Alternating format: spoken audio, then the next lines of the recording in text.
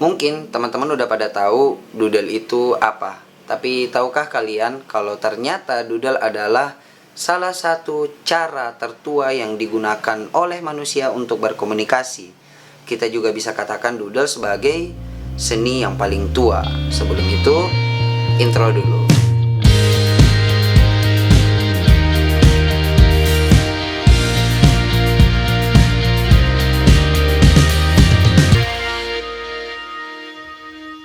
Assalamualaikum warahmatullahi wabarakatuh dan selamat datang di InArt. Bagi teman-teman yang belum, jangan lupa untuk langsung saja subscribe karena di sini kita akan sama-sama belajar, berpetualang dan have fun di dunia seni, khususnya seni lukis dan gambar. Kalau di Wikipedia sih, doodle adalah gambar yang dibuat saat perhatian seseorang didekati.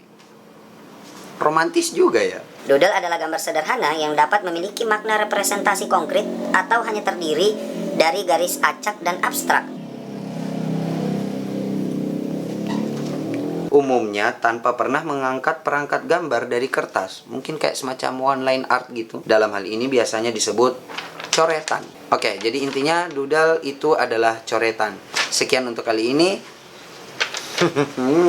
Oke, jadi doodle itu banyak dikaitkan dengan coretan balita. Karena balita itu kan daya imajinasi dan juga kemampuan dia untuk membuat garis itu belum sempurna, sehingga ketika dia bikin atau ketika dia menemukan alat tulis dan media, dia akan bikin coretan-coretan yang sederhana, sekaligus aneh, sekaligus unik.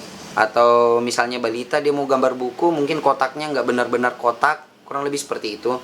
Intinya doodle biasanya adalah gambar yang meniru suatu bentuk tapi dengan cara yang tidak terlalu benar atau sedikit keliru, tapi justru dari situlah dia jadi sederhana, jadi unik, dan jadi bagus. Kita semua pasti pernah bikin doodle. Jadi kalau misalnya teman-teman pernah sekolah, terus teman-teman bosan dengar guru, terus bagian belakang buku kalian coret-coret, entah itu kadang jadi tulisan, kadang kalian bikin motif atau gambar sesuatu yang ala kadarnya. Nah, itu semua bisa dikatakan sebagai doodle. Doodle ini adalah salah satu seni yang pembuatannya paling murah, tidak ribet, pokoknya murah meriah dan gampang.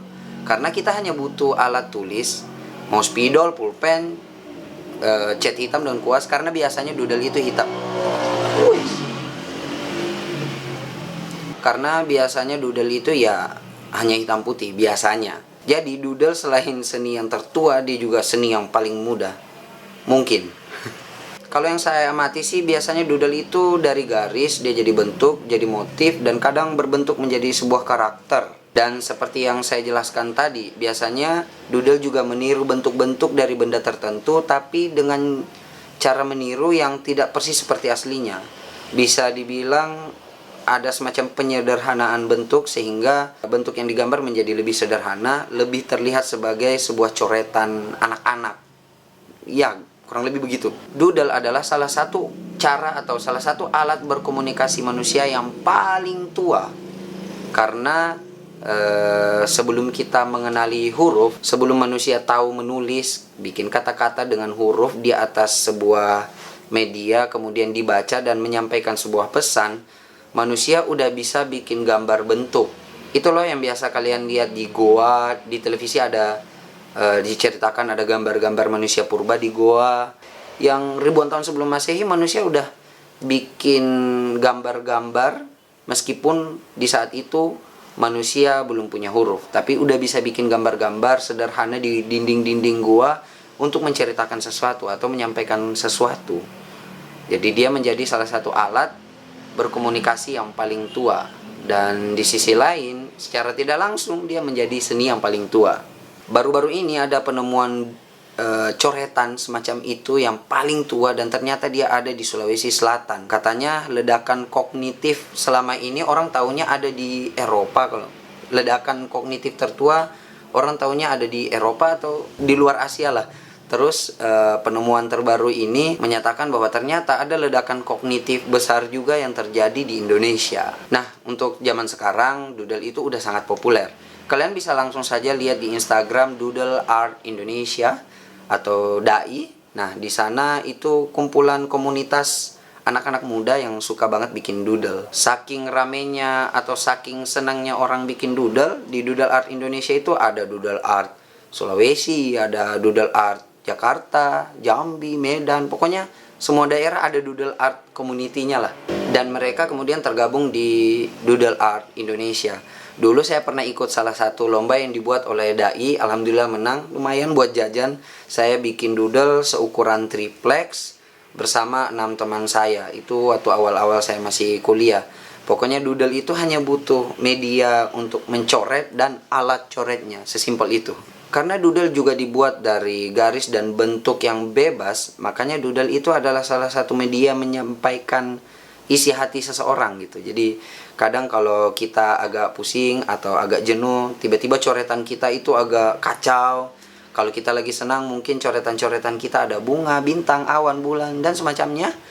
Jadi doodle itu menyampaikan perasaan kita. Kadang kita meluapkan perasaan kita dengan coret-coret di buku atau kertas atau apapun itu. Dan biasanya semakin dalam perasaan digunakan ketika membuat doodle, maka hasilnya akan semakin menarik dan semakin unik. Saya punya ini, namanya Doodle in Fashion. Gitulah. Ini dibuat oleh Kirby Rosanes. Dia adalah salah satu doodle paling terkenal, berasal dari Filipina. Ini adalah buku awal saya tahu, oh ada gambar sederhana hitam putih kayak gini yang menarik dan juga disukai banyak orang. Namanya Doodle in Fashion. Ada juga satu orang yang kerjaannya bikin doodle mulu. Itu namanya Mr. Doodle, ada di YouTube kalau nggak salah channelnya. Dia adalah doodler yang bisa dibilang sangat nyentrik, bajunya penuh doodle, terus kemana-mana hanya bikin doodle. Dan biasanya dia hanya pakai satu spidol atau satu alat tulis. Dia terkenal hanya lewat coretan doodlenya. Tapi memang coretannya tuh sangat khas dan mudah dikenali. Coretan ala-ala dari Mr. Doodle. Oke, jadi kesimpulannya atau simpelnya, doodle itu adalah coretan. Bisa dikatakan dari garis, kemudian jadi bentuk, bisa juga berbentuk karakter, atau meniru benda-benda sekitar, tapi dengan pola-pola yang sederhana. Kadang ada juga sih yang rumit, tapi tetap aja dia punya ciri khasnya sendiri sehingga bisa dikenali, oh ini doodle, bukan sketsa gitu. Doodle itu mudah dibuatnya, murah alat-alatnya, bebas, sederhana tapi unik. Itulah doodle. Sekian dulu untuk penjelasan kali ini tentang doodle. Semoga bermanfaat. Keep your imagination and stay drawing. Assalamualaikum warahmatullahi wabarakatuh.